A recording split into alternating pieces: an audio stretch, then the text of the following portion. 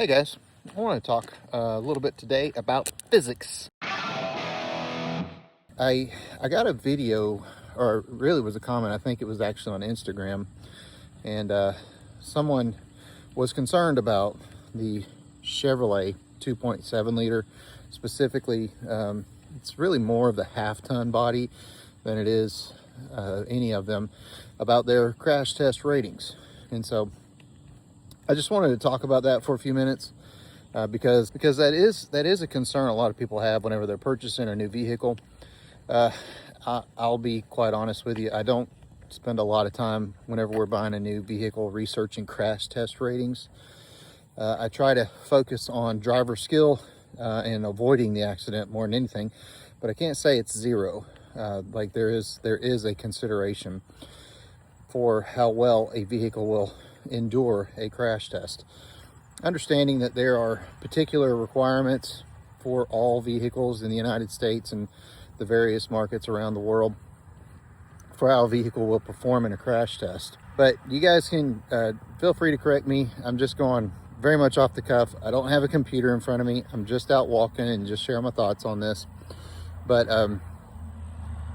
the issue comes up with this phrase, best in class. Okay, so what does that mean? When we're talking about trucks, right?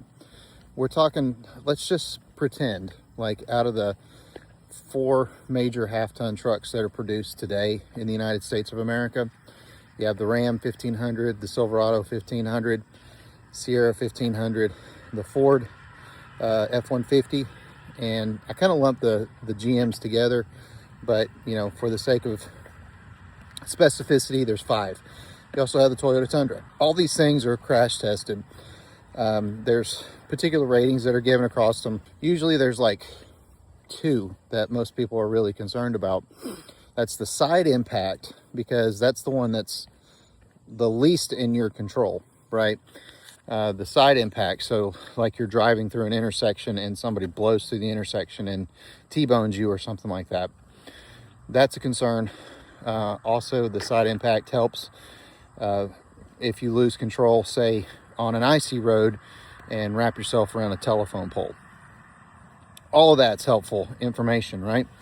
The other one that people tend to be concerned about is the slight overlap crash on the front end collision.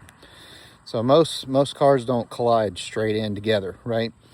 There's a slight overlap, and so there's like a pretty famous video where they crash tested a 59 Chevrolet and a Chevy Malibu, and the Malibu just absolutely just destroyed the 59 Cadillac or Chevrolet.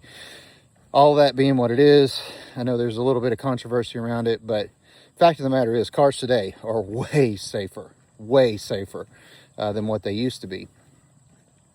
But what I wanted to kind of get back to is this best in class statement. And so I just want you to understand what that means, at least how I understand it. You guys feel free to correct me down below. But whenever you hear that phrase best in class, you're talking about a comparison class to class.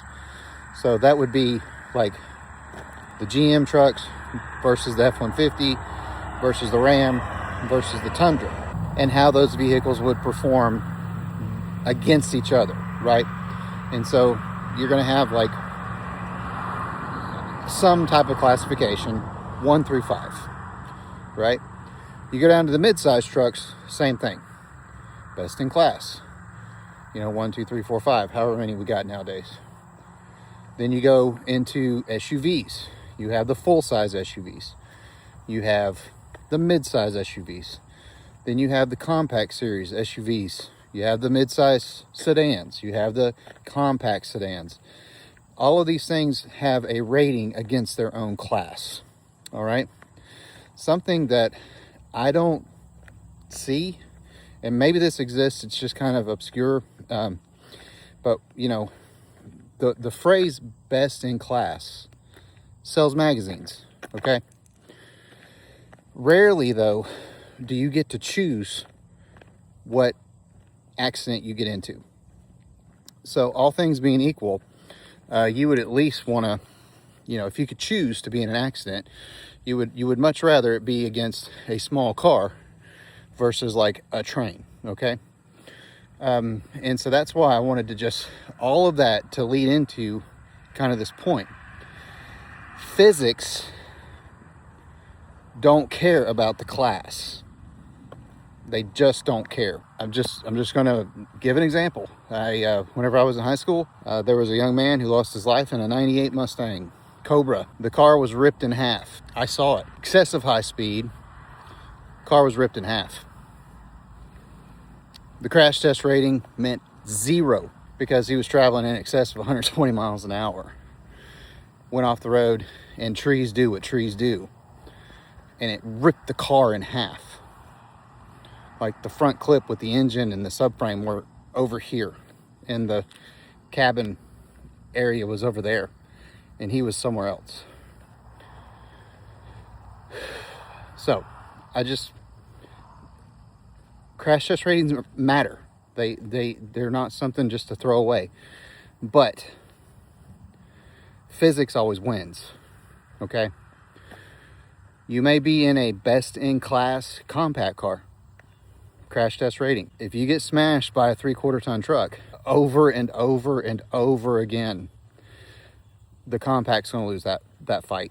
Most vehicles will lose that fight. This is serious, but I just want to encourage you guys, whenever you're out shopping, you need to understand that whenever you see best in class, it's comparing the class to each other. It's not saying if this compact car that you're buying for your daughter or your son as their first car is the safest thing on the road for them.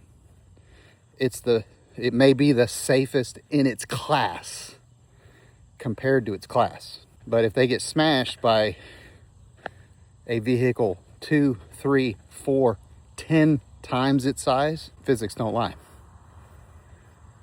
They just don't lie. What I'm trying to say is concentrate on your skills as a driver first, so you don't even get into the accident, and then rely back on the technology if something happens outside of your control. I just wanted to make this video, kind of get it out. When you're shopping for vehicles, like, the crash test rating is what it is, and I'm all for making vehicles safer, right? I certainly, if I had the choice to be involved in an accident, I don't want to be involved in an accident with like my old 79 F-150. I'd much rather be in a newer, safer car with the airbags and the side curtain airbags and all those things. Sure.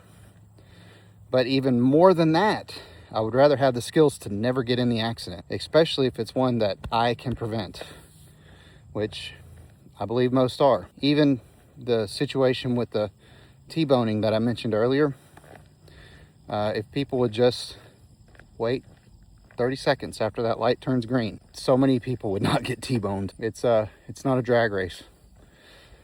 Drive safe out there, guys. Thank you guys so much for watching. I've got this little segment next because a good friend of mine is in the hospital recovering from burns. He got burned with fire last night. Today is August the 2nd. And so August 1st, he was involved in a fire. And he's got some pretty severe burns. And so, Tanner, I love you, buddy. I'm praying for you. I hope you get to feeling better soon. I hope you get to recovery soon.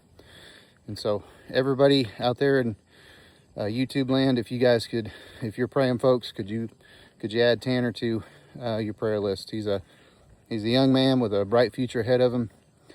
Got a nice, beautiful family, beautiful fiance, bright future ahead of him. And so if you guys could wish for prayer for him, I'd very much appreciate it. And guys, thank y'all so much for listening to me. If you made it all the way to the end, please leave me that little cowboy hat emoji that I'm so fond of. All right, well, thank you guys so much. I hope y'all have a wonderful, wonderful day.